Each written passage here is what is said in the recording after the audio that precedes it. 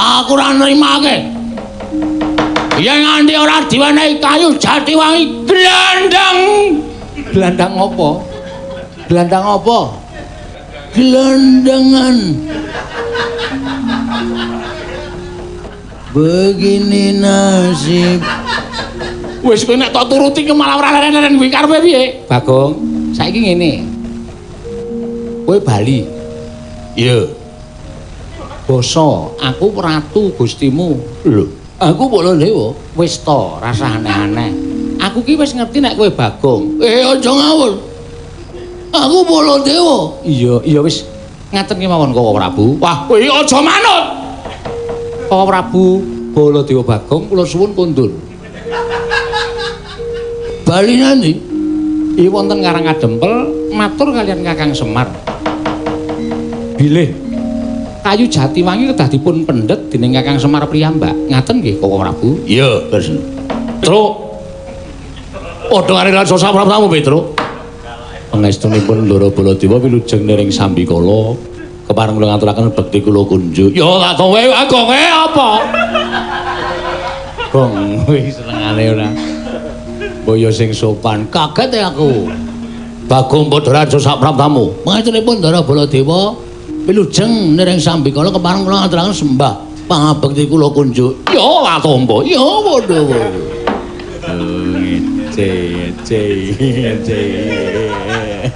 Truk, pas susu ya. Garam. Masalahe kok. Oh ya. Truk, engko nek gedhe.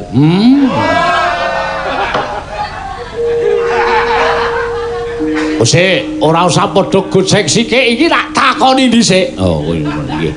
Wonten wigatos menapa? Nengga timbalanipun Sinun Prabu Mandula. Sing dadi juru wicara sapa? Sapa, Truk? Amanut. Kowe apa? Aku nek omong sok klera-kleru. Kowe wae. Wah, aku wedi nek Sinun Prabu Mandura. Bagong kowe apa? Ngapa? Juru wicara. Juru wicarae apa? Ayo tukang ngomong. Oke. Aku nek ngomong wis. Sing dadi juru wicara sapa? Kula. Bagong. Nggih. Yen ngono Bagong lungguhe ngarep. Ngandel ora. Yo, mundur. Ya. Ning ati-ati lho, Gong, ora sembrono lho. Nang wis pokoke iki sing iso ngladeni mung aku. Nek ora aku ora iso ngladeni. Wis, Ampun. saiki aku tak takon. Nggih. Apa sebabe kok dadi gruduk tekan negara Mandura? Apa ya, Tru? Ambo, aku ki juru wicara kok radong. Juru wicara ki wis ngerti wigatine apa karepe apa. Menika ngaten sinuwun. Kepareng ngaturaken tebah Siti Sekol bilung teling ron kula papuran ta bila wonten patulan nggih kula munjatun sapaduka Gusti kula sing nata Prabu Baladewa. Ya, ora dadi ngopo. Ing sepisan kula ngaturaken sembah pangabekti Petruk gareng ngaturaken sembah pangabekti ugi sejatosipun sowan kula mboten saking pikajengan kula piyambak. Namung kula menika dipun utus dening Bapak Semar. Lho, bapakmu Semar. Nggih, bapak kula Semar. Dong ora sembrono kok ndak nek kono nesu bahaya. Santai. Bapakmu kok anak-anake tekan Goro Mandura ki wigatine apa? Ah menika ngaten sing. Bapak Semar menika di masa pandemi menika damel kegiatan. Kegiatanipun mboten sami kejawi namung damel padepokan. Lho, bapakmu gawe padepokan. Nggih. Lah, wigatosipun padepokan menika dipun damel menika kagem papan panglempahipun para kawula supaya ing mriku mangke saged wonten kegiatan-kegiatan ingkang sipatipun positif. Tegese piye kuwi sing positif apa dipresake? Maksude kegiatan positif menika kegiatan sing apik-apik. Oh ngono. Nggih. Ning bapak niku terus nalika semanten semedi. Wah, bapakmu semedi. Nggih. Bapak semedi entuk sasmitaning Jawata jarene saka guru salah sijine padepokan niku kudu dibangun nganggo wujude nggih menika kayu jati wangi. Kayu jati wangi. Bener to, Tru? Minyak wangi apa kayu jati? Minyak wangi anu kayu jati. Kayu jati wangi Sikinarya saka guru padepokanipun Bapak. Monggo ngendikanipun Bapak sing kagungan kayu jati wangi menika namung Prabu Baladewa. Awit menika tukul wonten sak pengeripun negari ing Mandura, wonten ing mapanipun wonten ing Astana Gadamadana. Kayu jati menika panci ageng sanget amargi rumiyin ingkang nanem inggih menika Pak Tani. Nek ngerti takon. Sapa sing nandur, Tru? Prabu Rama Wijaya. Prabu Rama Wijaya Ngalengka Diraja. Mungsuhe. Iki mungsuhe. Prabu Rama iki Pancawati. Pancawati. Gandeng bapak mbiyen niku kula ya kelingan tau ngetutke Prabu Rama Wijaya, kula ya tau ngetutke Prabu Rama Wijaya. Ala apa? Nek kula niku mung njaluk ora ketang pang sithik dienggo syarat ditresepke teng saka guru supaya wis dadi syarat dumadine wujude padepokan sing diajeng dibangun dening Bapak Semar. Mekaten menggah wigatosipun lampah kula jam pira, Tru? 9:30 liwat. Hah? 9:30 liwat. Cekap semanten atur kula menawi dipun keparengaken ajeng kula boyong wonten ing Karakadempel ewa semana semono ewa semono menawi Prabu Baladewa mboten maringaken piye, Tru? Wis manut. Rame wani. Piye-piye ya wani wae. Wong ade dikongkon bapak kok. Dikongkon bapak kuwi niate mung wani karo wani. Iki cangkeman ora iki. Kowe mung ngurup-urup.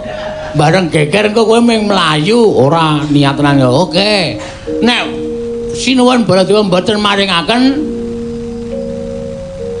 Rawarawe jeneng katelo ora doyan. Arep ngopo kowe? Hah? Arep ngopo? Iki lho, rawe-rawe lantas malang-malang putung kok rawarawe. Wah, kulino nggireng. Ayo. Rawe-rawe lantas malang-malang putung. Kula mboten nrimakaken ing ngatasipun Semar ming buta kayu jati sithik. Panjenengan tau tate dimong karo Semar, tau tate dimban karo Semar, kok ora maringake. Niku ateges sampean ratu sing pelit, ratu sing cetil. Piye?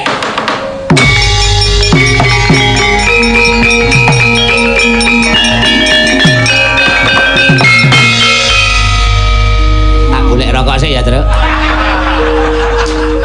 Aku titip reng. Wes aku ora ndedit ya iki ditik gawanan sisan yo.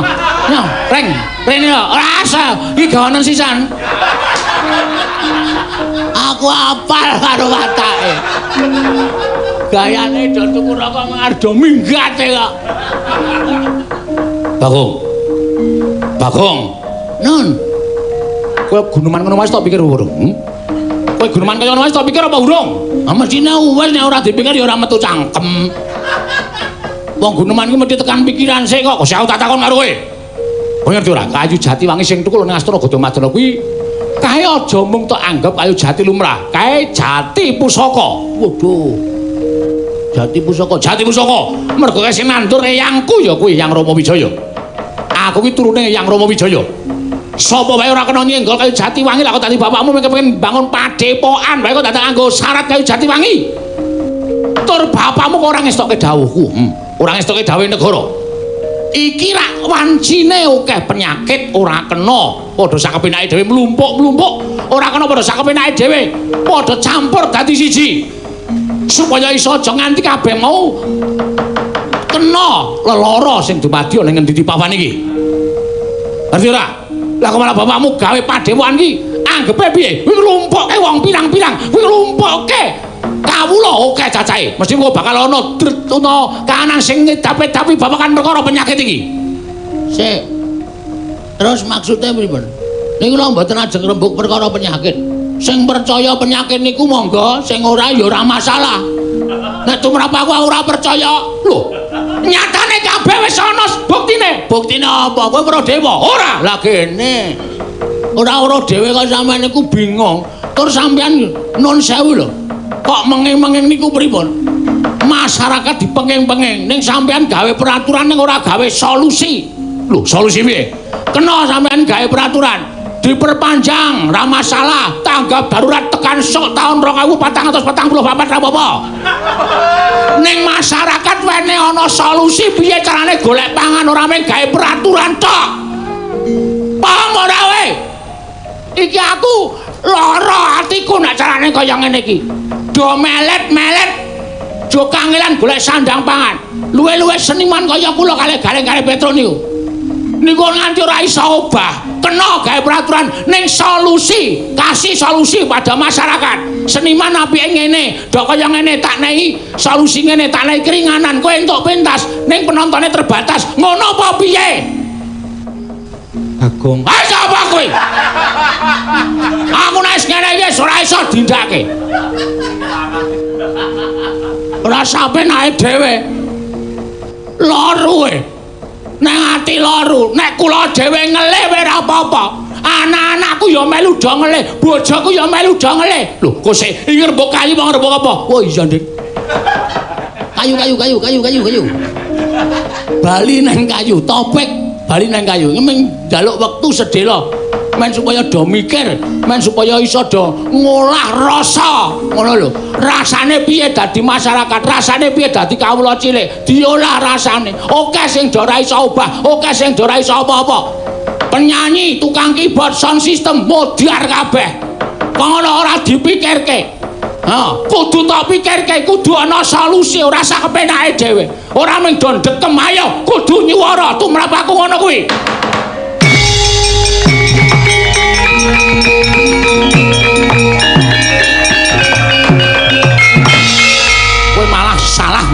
Salah nggon ya men.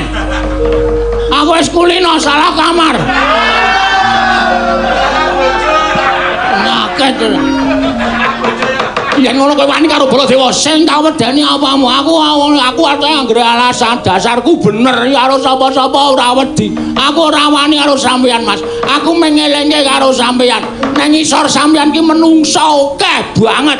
Nang isor sampeyan ki menungso akeh banget sing butuh sandang, butuh pangan. Ngono lho, gawe solusi ora sak kepenakmu dhewe. Ngono lho, karepku ngono kuwi ora metu jowo gledek negara. Menungso kakak karo kare jajan.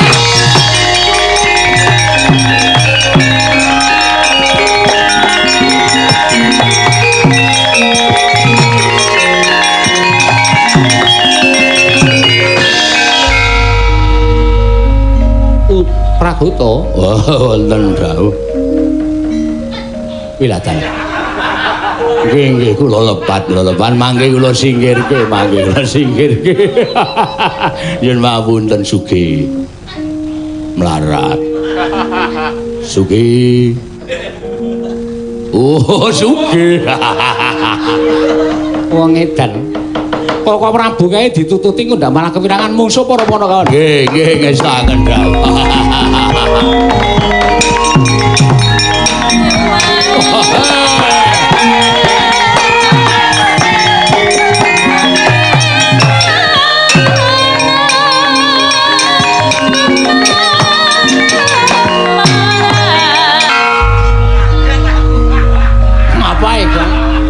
Ngapae kowe? Mek ucul nyawaku ning ngono. Kowe alasan tuku rokok. Wah, wis ngetokke unek-uneke atiku, Truk, mbangane dadi stroke. Ha iya. Mbangane dadi penyakit tak loske wae wis nyatane ya unek-uneke atiku ya ngono kuwi ya. Ha iya. Ora apa-apa. Men do mireng, men do dipenggalih. Upama dene ora mireng ya berarti ya wis mili. Terus piye iki? Baladewa nesu. Ha. Mana wae ora minggat. Glandeng nengkolo. Mlayu. Ah terus? Ha piye? Nek aku ya ora wani. Wah.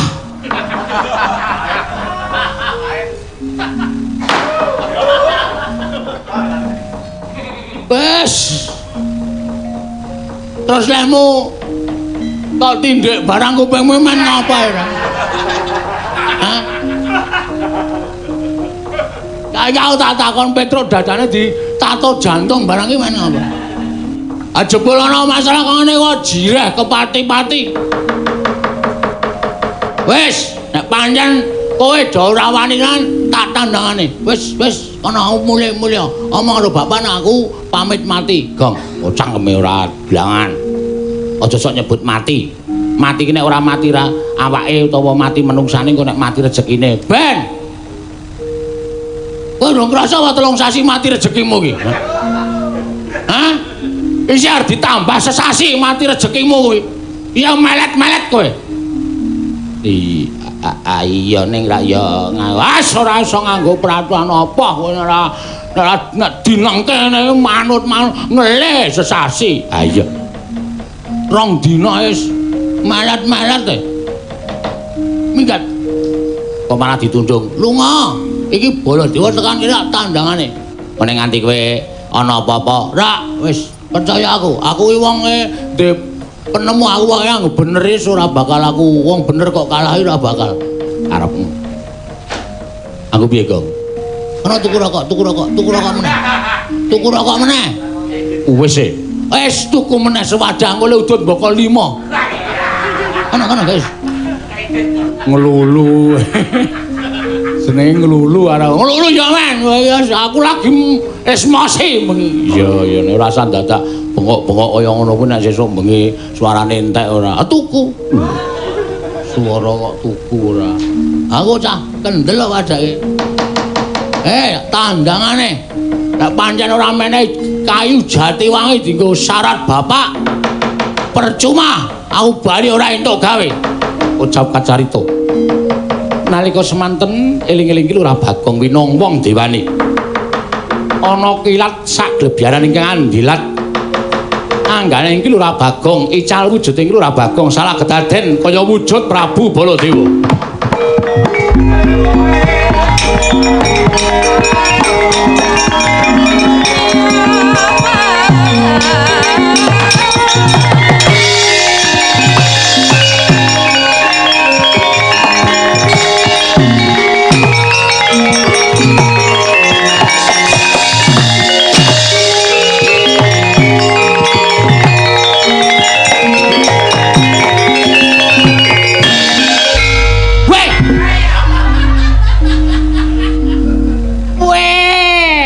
Gaya tenan iki cah iki len nggawa sandangan diwadahi apa ya?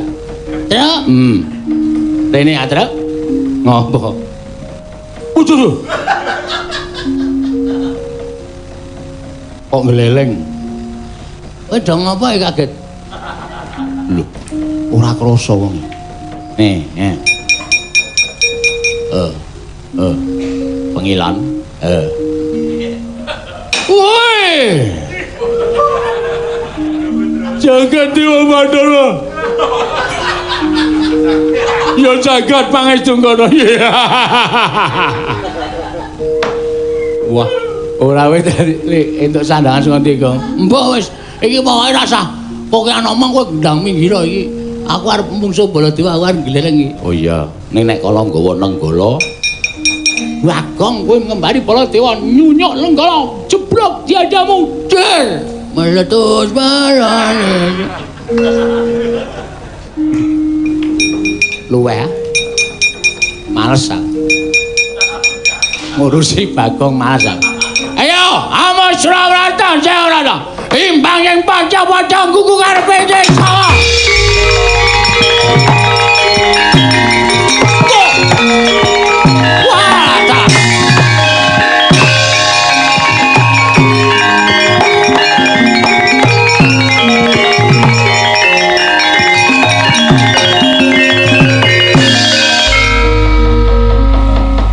Menungso ratanan saya ngece Maranata Mantura Prabu Baladewa. Saya ngewahe-wahe Maranata Mantura Prabu Baladewa kaya ngias dadane Nata Mantura Prabu Baladewa. Ora iki. Iki kok entuk sandangan saka endi? Jaleng. Kowe entuk sandangan saka endi? Lho, edan to. Tuntang celeng malang grok. Menungso padake celeng ora. Iki Bagong iki. Aja ngawur. Iki garwane Erawati. Erawati dasmu iki. Erawati iki karo aku. Jangan macam-macam. Wong arep mudar kok werna-werna ya terus jenenge wae. Iki Prabu Baladewa. Aku Baladewa. Aku Baladewa. Mbok takon sapa wae aku Baladewa. Mekutha apa ember dicek ngono. Wis ben wae. Sing penting wangun Prabu Baladewa. Sayang layan untuk mantra itu. Ora minggat bali negara ngajemel. Lakon ajar dening aku. Kowe sing tak ajar kaya.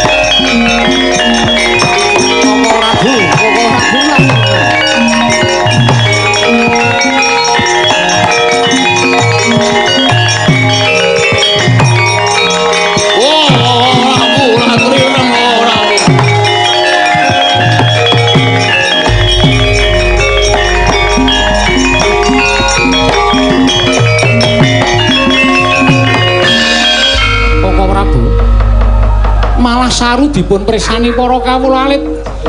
Ing antasipun Koko Prabu kok ngladeni kalian Bagong menika rak saru Koko Prabu menika Nalindra Bagong menika namung dapur kere kemawon. Namung Panakawan manusa ora tenan. Lah ora ngewewake rasane nata mantra Prabu Baladewa dikembari karo wujude Bagong padha karo pun Kakang ora trima rasane atiku. Wah jejueng kuandane. Tak luweng kuandane. Ora Bulandri emut ora.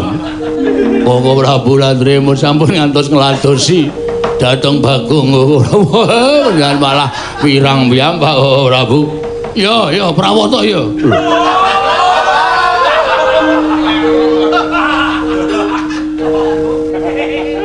Oh trenggiling. Kleru. Tiwasli ngekep mempeng. Sik nek kowe karo Bagong mesine nek kowe dadi aku mesine kowe nesu. Lho, Bagong wonten menapa mewa?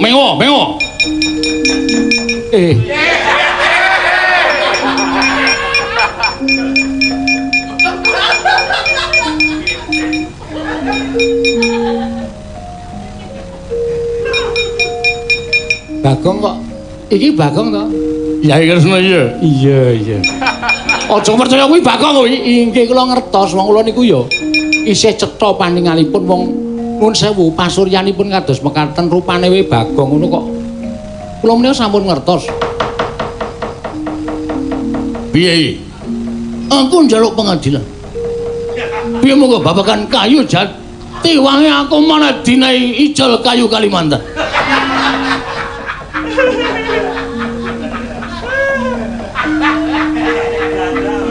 Wis ngendi papan iki anggere ketekan Bagong mesti awur-awuran tur mesti amuk-amukan sak penae dhewe. Piye Kresna? Aja meng kaya ngono Kresna, aja meng iwang semana mangadini nuwe. Ana sasmintane ingsun jagat wasaning Bathara. Bathara wasaning jagat. Aku ora nrimake. Yen nganti ora diwenehi kayu jati wangi glandang. Glandang apa? Glandang apa? Gelandangan. Begini nasib. Wis kowe nek tak turuti ke malah ora leren-leren kuwi karepe piye? Bagong, saiki ngene. Kowe bali. Iya. Basa, aku ratu Gustimu. Lho, aku Baladewa. Wis to, rasa aneh-aneh. Aku ki wis ngerti nek kowe Bagong. Aja ngawur.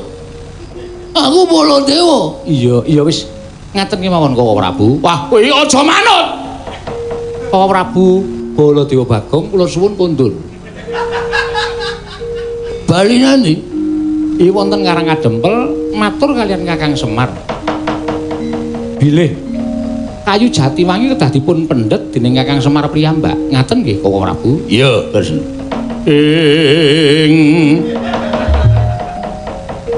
Sri Baladewa Narpati Dwi Nareswara Kresna kalangkung tresnandra marang Diabanon Cinawi. Setan ratataran Walasula bareng.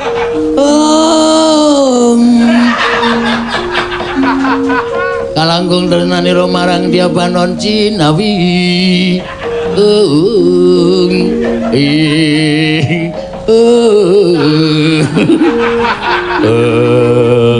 Ming sing kok dibolan baleni. Kula niku ngampet ket wae ora iso tenan. Ora mulai bako. Menang.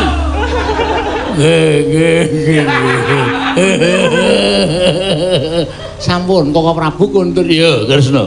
Deng duca.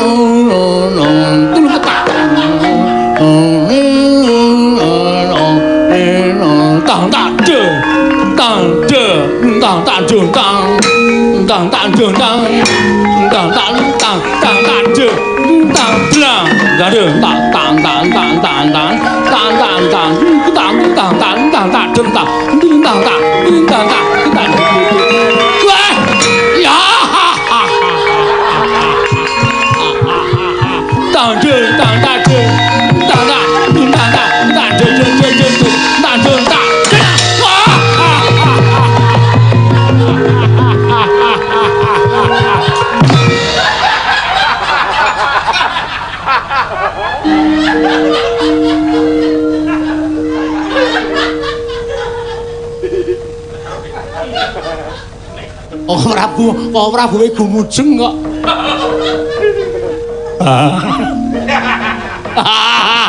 Hei!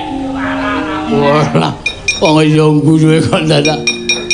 Kresna piye? Sampun ngajengipun monggo sak menika. Kundra negari Mandura. Lah mengko nek Semar iso mboyong Jatiwangi, sampun pinesti Jatiwangi kedah dipun pendhet dening Kakang Semar kedah ikhlas. Ngono. Inggih. Oh iya. Dintani tekaning Semar ana ing negara Mandura. Monggo kula dherekaken Om Prabu.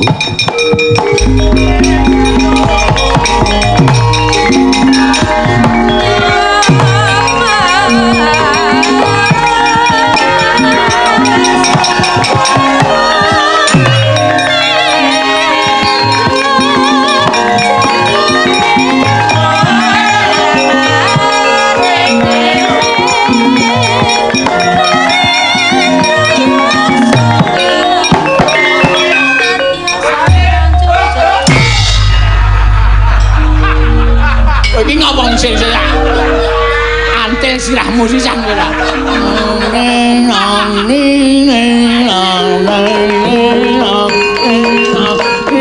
Tacung. Waduh. Keseran. Tacung.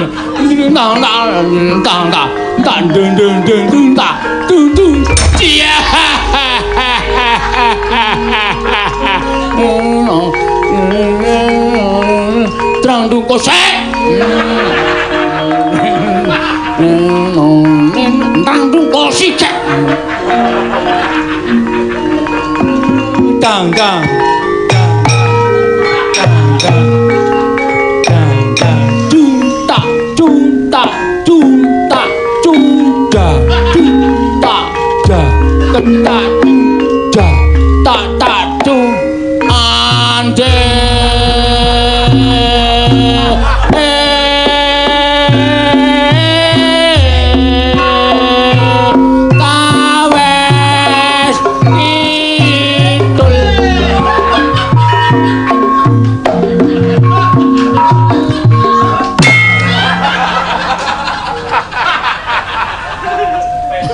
Oke, senengane.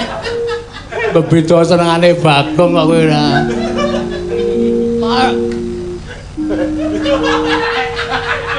Darpa kriya Wisnu toya kancen anang abese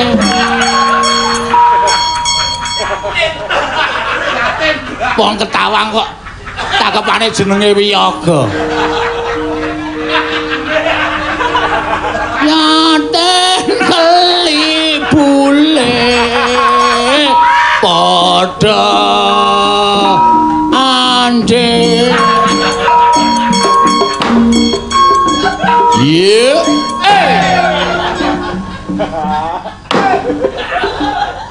Ye. Isin aku suwe-suwe. Kene isin nek ora aku edan. Apa ora? Gong, salin kene ayo gojek nang nggon gara-gara. Yo.